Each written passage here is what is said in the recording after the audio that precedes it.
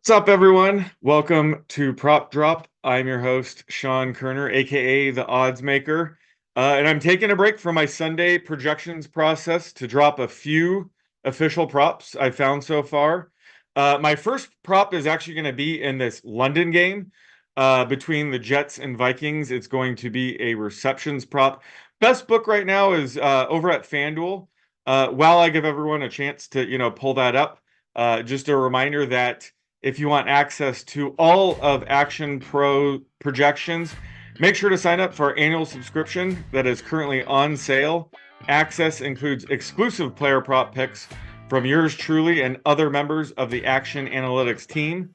You'll also get access to exclusive expert articles, our best spread, money line, and total bets, and real ticket and money percentages. To sign up, visit actionnetwork.com/pro today and use code PROPS20 at sign up.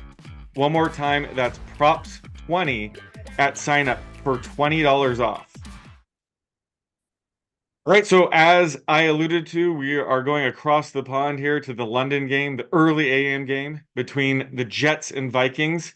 This is a receptions prop. It's a low one for a pretty good receiver, but I do like the under here, and it's Mike Williams of the Jets to go under 2.5 receptions at -114 over at FanDuel right now. And like I mentioned, this might seem a little too low for Williams, just considering he's actually cleared this in 2 straight games after he was eased into action back in week 1, since he is coming off that 2023 ACL tear. But I do think there's a few underlying factors here that are pulling my projections down a bit and showing quite a bit of value here on the under. And the first is the past 2 games when he has cleared this, it's been against, the Patriots and Broncos, 2 pretty good pass defenses, but they use a ton of man coverage. They both rank top 4 in terms of how frequent they use man coverage. And, Mike Williams always tends to fare a lot better against man coverage and struggle a little bit more against zone to draw targets, which is why I bring up, the Vikings are an opponent this week that used zone coverage at the second highest rate. And last week, I attacked Garrett Wilson's under because he was going up against Patrick Surtain, who's been really just shadowing opposing wide receivers and shutting them down. So I think that helped spark a few more opportunities for Mike Williams. So this game, I think they're going to get Garrett Wilson involved early and often. So I'm expecting way more targets for Garrett Wilson here, way more targets for Breece Hall, even Tyler Conklin against this zone-heavy Vikings defense.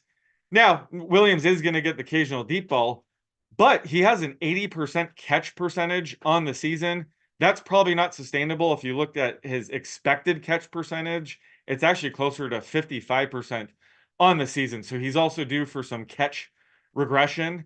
In this game, it's at Tottenham Hotspur Stadium. It's sort of outdoors, and we could see some wind, maybe some potential rain here. So any sort of weather like that is going to affect somebody like Williams, who tends to be a downfield threat. So all that being said, I'm projecting this closer to 2.3 receptions with about a 60% chance he stays under this. All right, so for my next prop, I'm going to this Panthers-Bears game. This is actually going to be a longest receptions prop. Right now, the best odds are at DK, but really, every book I've seen is offering the same number, pretty much the same odds. So really, anywhere you can get a longest reception prop, it's going to be good according to my projections. But this is a rookie wide receiver that I loved heading into the season. I think this is the perfect market to invest in him, and it's Rome Odunze of the Bears. His longest reception to go over 17.5 yards. You can get it at -110 over at DraftKings right now. Now, he's only cleared this in 2 of 4 games so far, but I think this is the perfect market to be investing in him. He should be very good in this market going forward. Might not happen this week, but I think going forward, this number, this market, I think we definitely want to be on his over more times than not. Just his average depth of target is 16.5 yards downfield on the season. That's the 5th highest among wide receivers. He also, is racking up yards after the catch. He's averaging 5 yards after the catch on average. That ranks 24th among wide receivers. Really, those two factors are really good for this market. Sometimes you have a receiver that's really good at one or the other. They see downfield targets or they're really good after the catch. Odunze is kind of the best of both worlds right now. So it's kind of surprising he's only cleared this 2 times so far. And when you look at his expected catch rate, it's actually 11% higher than it should be this year. He's only caught 44% of his targets when it should be closer to 55%. And part of that is he's trying to get on the same page with fellow rookie quarterback Caleb Williams. And the interesting thing is Caleb Williams was an excellent downfield passer at USC throughout, his college years. And Rome Odunze was an excellent contested catch really everywhere on the field, but especially downfield pass catcher. So we really haven't seen them connect yet, but I think that time's coming. They have a lot more chemistry now that we're a handful of games in. So I have his median in this market closer to 21 yards with about a 62% chance he clears 17 and a half. And even if he doesn't clear it this week, which hopefully he does, this is a market where I think he's really going to thrive in going forward. All right, for my last prop, we're going to this nasty, nasty Raiders Broncos game.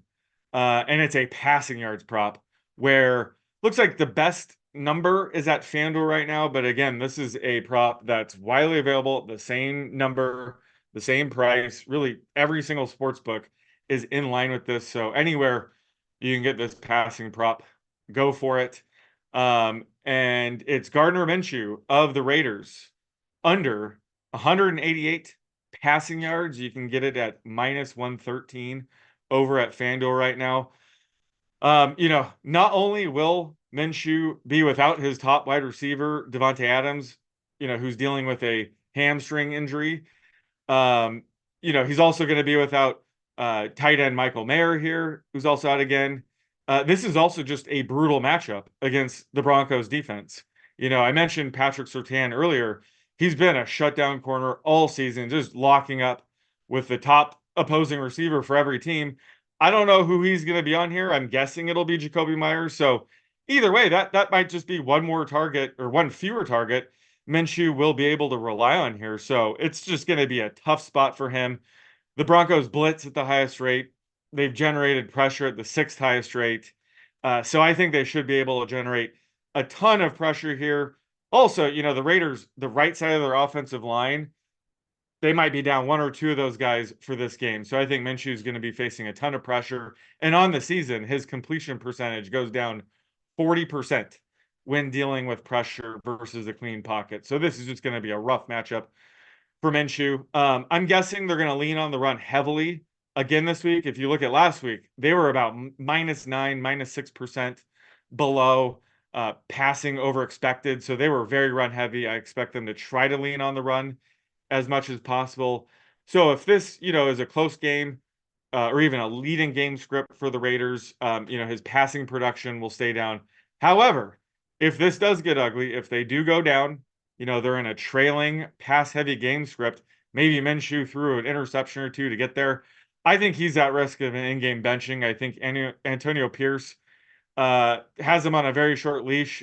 We've seen him turn to Aiden O'Connell a few times mid-game over the past couple seasons. So I would not be shocked if that happens again here. So I think, my projection for Minshew is around 180 passing yards for his median, but I think his floor is much, much lower here, just given there is a risk of an in-game benching here when it would be in a, pass-heavy trailing game script, which you kind of want when you're rooting for a passing yards prop. So love the under here. I give it about a 60% chance to stay under this. But yeah, I'm fading Minshew here pretty heavily. All right, that's going to do it for the week 5 edition of Prop Drop. Thanks for joining me. I'm going to get back to updating all my projections and potentially locking in some more props. So be sure you're following me in the Action app. You can find me at _oddsmaker. Best of luck to all your week 5 bets, and we will see you right here next week.